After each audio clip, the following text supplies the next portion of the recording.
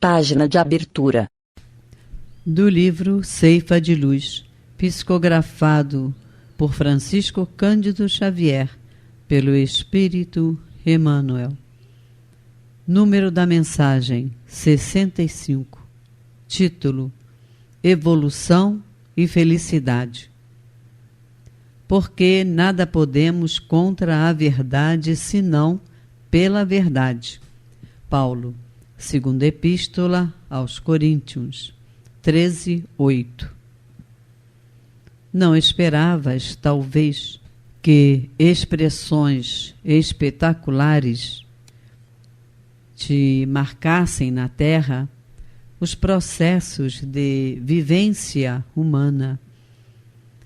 E muitas vezes nós mesmos destacamos a disparidade entre as vitórias do raciocínio e as conquistas do sentimento. Filósofos lamentam as distâncias entre a ciência e o amor. Ainda assim, acima de nossos próprios pontos de vista, anteriormente expendidos, somos forçados a considerar que os domínios de um e outro são muito diferentes, onde os eletrocardiógrafos capazes de medir o grau da dedicação dos pais pelos filhos, onde os computadores que nos traduzam em número e especificação as doenças suscitadas pelo ódio. Como encontrar as máquinas que possam frenar entre os povos os impulsos da guerra e da delinquência? Em que prodigioso supermercado adquirir exaustores das paixões que na terra, enquanto encarnados, tanta vez nos devastam a alma, inclinando-nos à loucura ou ao suicídio. E onde, por fim, surpreender as engrenagens que nos mantenham aí no mundo com serenidade e equilíbrio, frustrando-nos as lágrimas quando apertamos em vão entre as nossas as mãos desfalecentes das criaturas queridas que se despedem de nós, antecedendo-nos na viagem da morte. Não te apaixones pelo progresso sem amor, de que te valeria palmilhar por meses e meses um deserto formado em pepitas de ouro, sem a bênção da fonte, ou residir num palácio sem luz. Atende à evolução para aperfeiçoar a vida, mas cultiva a fé e a paciência, a humildade e a compreensão que te balsamizem o espírito, porque não existe felicidade sem amor e não existe amor sem responsabilidade fora das leis de Deus. Emmanuel. E agora, a palestra. Olá, amigos e amigas do Jefa. Vamos dar continuidade à nossa sequência de estudos gravados, hoje fazendo comentários ao Livro dos Médiuns. Nós estamos estudando o capítulo 24 deste livro, que trata da identidade dos espíritos. No estudo anterior, nós já estudamos a questão das possíveis provas de identidade de espíritos contemporâneos que se dão a reconhecer por características pessoais do espírito, por falar de questões próprias de si, eventualmente da sua família, de utilizar termos familiares peculiares àquela família, etc. Também comentamos sobre a questão da identidade de espíritos de grande elevação moral ou de personagens históricos, vendo os critérios que podemos utilizar para reconhecer as possíveis provas de identidade, que nesse caso será uma identidade sempre presumida. E agora nós vamos abordar outras questões sobre a identidade dos espíritos. Nós vamos estudar neste capítulo 24, dos itens de 259 ao item 261. Kardec vai abordar algumas questões mais particulares sobre a identidade dos espíritos. Nós já vimos que, quando um espírito assina uma mensagem e essa assinatura é de um espírito de grande envergadura moral, por exemplo, como nós tivemos oportunidade de estudar no estudo anterior do Livro dos Médiuns, vem assinada por Paulo de Tarso. Será que realmente foi Paulo de Tarso que deu aquela comunicação? Vimos também a questão de que os espíritos se reúnem em famílias, se agrupam em famílias de acordo com as suas aptidões, com os seus gostos, com as suas características, de acordo com a sua elevação moral. Então, há espíritos tão elevados quanto Paulo de Tarso que fazem parte da sua família espiritual. Como nós ainda damos muita importância às assinaturas, muitas vezes um desses espíritos, tão elevado quanto Paulo de Tarso, se comunica em seu lugar e assina como Paulo de Tarso, uma vez que, como falei, nós ainda damos muito valor à assinatura dos espíritos. Mas não há aí nenhuma perda, não há nenhum tipo de fraude, uma vez que o próprio Paulo de Tarso não renegaria aquela comunicação, que é uma comunicação tão boa, tão instrutiva, quanto o próprio Paulo de Tarso poderia nos dar. Situação outra é quando um espírito imperfeito, como a maioria de nós ainda encarnados nesse planeta, e mesmo os desencarnados, dá uma comunicação expondo as suas ideias e assina como Paulo de Tarso. Aí sim a fraude, uma vez que o espírito não consegue reproduzir na sua comunicação a elevação moral daquele espírito pelo qual ele assina, e que nessa questão o que ele pretende fazer é impor as suas ideias, impor a sua visão, se adornando com um nome para impressionar aqueles que vão receber a mensagem. Como nós podemos obviar a esses inconvenientes? Como nós podemos evitar que nós caiamos nesses enganos? Evidentemente, Kardec nos afirma que o mais importante é prestar atenção no teor da mensagem. Se o espírito que assina a mensagem se orna com um nome elevado, mas a sua comunicação, o teor dela, não corresponde à elevação que se espera daquele espírito, certamente não foi ele que deu aquela comunicação. E Kardec diz mais no item 259. Começa ele assim: um meu empregado, às vezes com êxito, para se conseguir identificar um espírito que se comunica, quando ele se torna suspeito, consiste em fazê-lo afirmar, em nome de Deus Todo-Poderoso, que é realmente ele quem diz ser. Sucede frequentemente que o que se apresentou com o nome usurpado recua diante do sacrilégio e que, tendo começado a dizer, afirma em nome de, para e traça colérico, riscos sem valor no papel ou quebra o lápis. Ou seja, o espírito não tem coragem de afirmar em nome de Deus que ele cometeu aquele equívoco, que ele assinou com o nome que não era o seu. Então isso impede de fazer aquela afirmação que o evocador ou que o próprio médium pede, que ele afirme em nome de Deus que ele realmente é quem diz ser, e ele evita fazer isso. Portanto, o espírito se trai e se denuncia nessa situação. Por outro lado, Kardec diz que existem aqueles que, mesmo diante dessa solicitação de afirmar em nome de Deus que eles são quem dizem ser, ainda assim o espírito hipócrita, como diz Kardec, passa por cima disso tudo e faz a afirmação.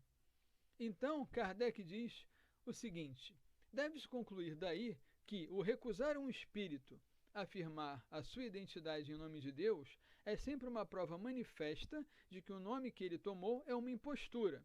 Mas também, se ele o afirma, essa afirmação não passa de uma presunção, não constituindo prova certa.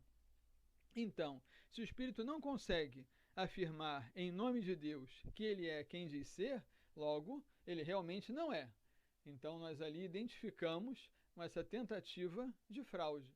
Porém, se o espírito ainda assim afirma que ele é quem diz ser, nós temos aí uma prova de identidade apenas presuntiva e não podemos ter uma certeza. É preciso, mais uma vez, prestar atenção no teor da mensagem, prestar atenção naquilo que o espírito diz e não tanto na sua assinatura. Kardec comenta até um caso bem interessante, dizendo que o espírito assinou a mensagem dizendo-se Deus. O médium acreditou piamente naquilo e se sentiu o melhor dos médiuns por ter recebido uma comunicação de Deus em pessoa. Se Deus fosse uma pessoa, né, de Deus pessoalmente, é até difícil nos referirmos a isso. E Kardec resolve evocar esse espírito e pergunta: tu és realmente Deus? E o espírito diz: bom, não sou Deus, mas sou seu filho. Ah, então você é Jesus. E o espírito novamente diz, né? Não digo que sou Jesus, digo que sou filho de Deus, porque sou uma de suas criaturas. Então vocês vejam que a perspicácia, a atenção, a habilidade do evocador ou do médium ajudam a entender essas questões que acontecem quando os espíritos procuram se passar por quem não são. Uma outra questão é que se poderia imaginar que uma prova de identidade estaria na mudança da caligrafia do médium, questões que acontecem com determinados tipos de médium, em especial os médiums mecânicos, em que o modo de escrever, a sua caligrafia se altera durante a comunicação e os espíritos, o médium, perdão, pode até mesmo reproduzir a assinatura do espírito comunicante. Será que isso é uma prova de identidade? Kardec diz que é uma prova possível de identidade, mas é mais importante olhar as circunstâncias da mensagem e, mais uma vez, o que ela diz. E Kardec faz uma afirmação bastante curiosa, dizendo que se há falsários no mundo material, também há falsários no mundo espiritual. Então, a melhor de todas as provas de identidade está na linguagem e nas circunstâncias fortuitas. Para os que ousam perjurar o nome de Deus ou falsificar uma assinatura, nenhum sinal material pode oferecer obstáculo maior. Ou seja, se procura algum sinal material, alguma coisa que o espírito sempre diz, ou algum maneirismo que ele tenha, isso também pode de alguma forma ser falsificado. Então, novamente, a questão da assinatura e a questão da caligrafia também não constituem provas certas de que se trata daquele espírito que está se comunicando. E aí Kardec levanta mais uma questão, né? Diz ele o seguinte: ora, pode-se dizer sem dúvida que um espírito pode imitar uma assinatura. Será que ele não poderia também imitar a linguagem? Porque nós estamos aqui dizendo que os espíritos podem imitar a linguagem de outros, o estilo, o modo como falam. Então, Kardec faz um comentário dizendo o seguinte, né? Sem dúvida alguma pode. Alguns temos visto tomar atrevidamente o nome do Cristo para impingirem a mistificação e simulavam o estilo evangélico e pronunciavam à torta e à direita essas palavras bem conhecidas. Em verdade vos digo. Ou seja, o espírito procurava assinar uma mensagem como se Jesus fosse, evidentemente sem selo, e para tentar fazer com que as suas ideias fossem aceitas, que ele fosse realmente aceito como Jesus, usava esse chavão da linguagem evangélica como dizendo, em verdade vos digo. Mas Kardec diz que, nesse caso, estudando, porém, sem prevenção o ditado em seu conjunto, perscrutado o fundo das ideias, o alcance das expressões, quando, a par de belas máximas de caridade, se vêem recomendações pueris e ridículas, fora preciso estar fascinado para que alguém se equivocasse. Kardec ainda continua: sim, certas partes da forma material da linguagem podem ser imitadas, mas não o pensamento. Então, ainda que o espírito procure se adornar com determinadas questões da linguagem de outros espíritos, o conjunto todo da mensagem, o que ele diz, o fundo das suas ideias, deve ser observado com atenção. E Kardec continua dizendo: jamais a ignorância imitará o verdadeiro saber e jamais o vício imitará a verdadeira virtude. Em qualquer ponto, sempre aparecerá a pontinha da orelha. É então que o médium, assim como o evocador, precisam de toda a perspicácia e de toda a ponderação para destrinçar a verdade da impostura.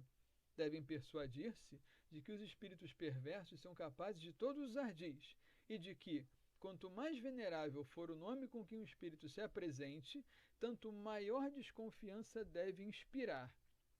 Quantos médiuns têm tido comunicações apócrifas assinadas por Jesus, Maria ou um santo venerado? Então, vejam bem que coisa interessante, né? Uma dessas últimas frases de Kardec deve sempre nos chamar a atenção e deve pôr-nos em vigilância, deve pôr-nos em guarda. Diz Kardec, vamos voltar à frase, né? Quanto mais venerável for o nome com que um espírito se apresente, tanto maior desconfiança deve inspirar. Então, quanto mais importante for o nome, né? Quanto mais venerável esse nome for, nós temos que nos pôr em guarda para ver se não estamos diante de uma falsificação, de um espírito que tenta se passar por quem não é. Nessas circunstâncias, é preciso ter toda a atenção, é preciso ter todo o cuidado. Temos disso um caso bem interessante no próprio livro dos médiuns, né? Lá no final do capítulo dos médiuns, que trata das comunicações apócrifas, uma mensagem que foi assinada por Jesus. E Kardec diz o seguinte: bem, essa comunicação não tem em si nada de mal, mas será que realmente se trata de Jesus? Então, que cada um possa analisar essa comunicação e avaliar se aquele que dá a assinatura a essa comunicação não a renegaria de alguma forma.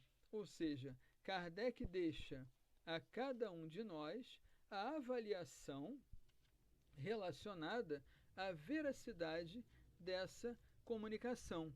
Isso está no capítulo 31 do Livro dos Médiuns, que trata das dissertações espíritas, no seu item 9. É uma comunicação que é assinada por Jesus e Kardec faz o seguinte comentário ao final do item 9 do capítulo 31. Essa comunicação, obtida por um dos melhores médiuns da Sociedade Espírita de Paris, foi assinada com um nome que o respeito não nos permite reproduzir, senão sob todas as reservas. Tão grande seria o insigne favor de sua autenticidade e porque dele se há muitas vezes abusado demais em comunicações evidentemente apócrifas. Esse nome é o de Jesus de Nazaré. De modo algum duvidamos de que ele possa manifestar-se, mas se os espíritos verdadeiramente superiores não o fazem, senão em circunstâncias excepcionais, a razão nos inibe de acreditar que o espírito por excelência puro responda ao chamado do primeiro que apareça. Em todo caso, haveria profanação no se lhe atribuir uma linguagem indigna dele. Por essas considerações é que nos temos abstido sempre de publicar o que traga esse nome, e julgamos que ninguém será circunspecto em excesso no tocante a publicações desse gênero, que apenas para o amor próprio tem autenticidade e cujo menor inconveniente é fornecer arma aos adversários do espiritismo. Como já dissemos, quanto mais elevados são os espíritos na hierarquia, com tanto mais desconfiança devem os seus nomes ser acolhidos nos ditados. É o que Kardec diz aqui, que nós acabamos de ler no Livro dos Médiuns.